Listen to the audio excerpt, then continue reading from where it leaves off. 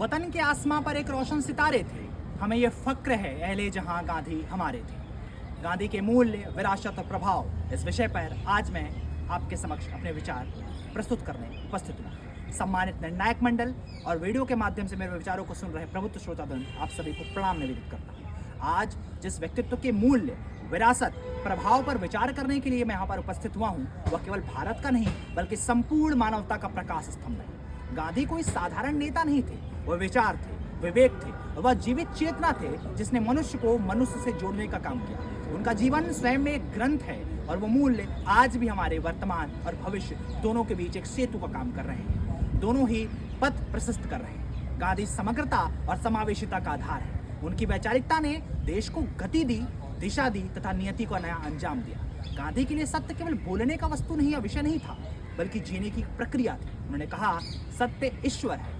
जीने का हर निर्णय, हर आंदोलन, हर त्याग सत्य के प्रति अटूट निष्ठा का उदाहरण था।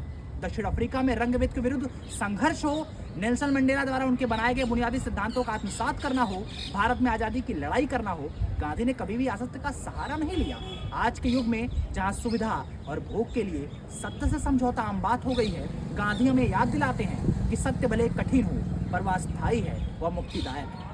न तलवार से, न तख्त से, न ताज से कौमें बनती हैं चरित्र और साज से। वह चरित्र जिसका निर्माण महात्मा गांधी कर। आज की आधुनिक दुनिया जहां हिंसा, अराजकता और संप्रभुता के खिलाफ जा रही है, तब गांधी का अहिंसा का मूल्य अत्यंत प्रासंगिक होता है। विकट परिस्थितियों में गांधी की नीतियां अत्यंत ज्यादा सुलभ हैं। आंख के बदले आंख पूरी दुनिया को अंधा कर देगी। अहिंसा को अक्सर कमजोरी समझ लिया जाता है, पर गांधी ने इस सबसे बड़ा नैतिक बल दिया, नैतिक साहस दिया, जिसकी बुनियाद थी व्यक्तित्व का निर्माण, व्यक्तित्व की चेतना। जो शारीरिक हिंसा से बचना नहीं था, बल्कि विचार, वाणी और कर्म तीनों से हिंसा की मुक्ति थी। उन्होंने दिखाया कि बिना हथियार उठाए भी साम्राज्य की नींव हिलाई जा सकती है। आज जब दुनिया युद्ध, आतंक और घृणा से जूझ रही है, गांधी की अहिंसा हमें शांति का विकल्प लेती है।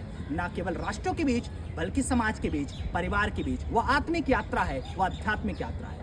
पश्चिम के वैज्ञानिक आइंस्टाइन ने क्या खूब कहा था कि आने वाली पीढ़ियां कभी विश्वास नहीं कर पाएंगी कि कभी एक ऐसा हाड़ मांस वाला व्यक्ति भी इस धरती पर पैदा हुआ था। गांधी के मूल में स्वराज का विशेष स्थान है। वह स्वराज जो स्व के रास्ते से जाता है, स्व के विकास के रास्ते से जाता है, जिसका क्षेत्र केवल राजनीतिक स्वतंत्रता नहीं है बल्कि आत्मशासन है, आत्म की बुनियाद है, अपने विचारों, अपने इच्छाओं, अपने कर्तव्य पर निर्माण है। गांधी मानते हैं जब तक व्यक्ति भीतर स्वतंत्र नहीं होगा, तब तक बाहरी स्वतंत्रता अधूरी रहेगी।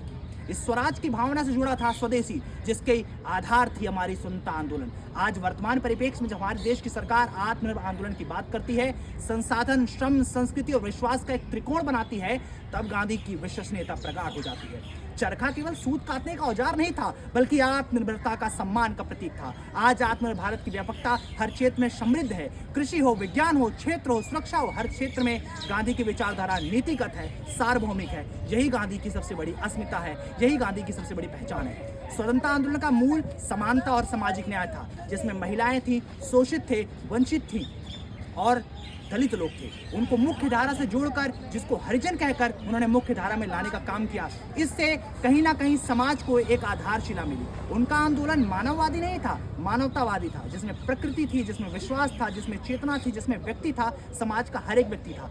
गांधी कोई व्यक्ति नहीं है, विचार हैं। विचारों की कोई सीमा नहीं होती, न जातिगत, न धर्मगत, न रैखिक, किसी भी सीमा से परे होती है। वो विचार होते हैं धरोहर। समय के साथ जितनी परिस्थितियां प्रगाढ़ होंगी, वो विचार उतने ही प्रासंगिक होंगे। अमेरिका के मार्टिन लूथर किंग ने नागरिक अधिकारों के लिए विश्व के अलग अलग देशों में जहां जहां शोषण की आवाज उठी, वहां पर गांधी की प्रासंगिकता जीवंत उठती है। चाहे उपभोक्तावादी संस्कृति हो, चाहे पश्चिम के आंदोलन हो, गांधी हमेशा नीतिगत रूप से प्रासंगिक रहे हैं। यही गांधी की सबसे बड़ा प्रभाव है, यही गांधी का सबसे बड़ा दर्शन है, जो गीता से शुरू होकर राम राज्य तक होता है, जिसका त्रिकोण शिक्षा, राजनीति, नैतिकत होता है। आज इस देश की सबसे बड़ी दुर्लभ स्थिति है कि फेसबुक और व्हाट्सएप यूनिवर्सिटी से प्राप्त ज्ञानों के आधार पर इस देश की पीढ़ी ने गांधी को सबसे कम पढ़ा और सबसे कम जाना।